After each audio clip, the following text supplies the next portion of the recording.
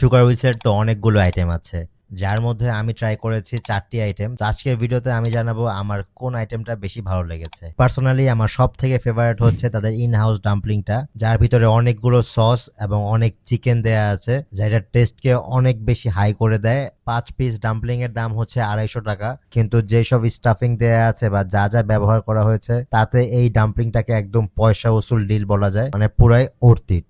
তারপর হচ্ছে সেকেন্ড যে আইটেমটা আমার সব থেকে ফেভারিট, সুগার হুইলস এর ক্লাসিক যে কেক, যেটা সবাই পছন্দ করে, তা হচ্ছে ব্লুবেরি কেকটা। এটার দাম 150 টাকা, তবে এটাও খুবই মজা।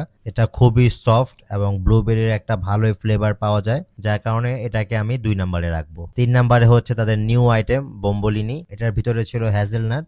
যদিও আমি ভেবেছিলাম এটা অনেক বেশি মিষ্টি হবে, তবে এটা এত বেশি মিষ্টি না। এটা কামড় দেওয়ার পরে খুব ভালো একটা ফিল আসে, মানে মনটা খুশি হয়ে যায়, এরকম একটা টেস্ট আর কি। তো এটাকে আমি 3 নম্বরে রাখলাম।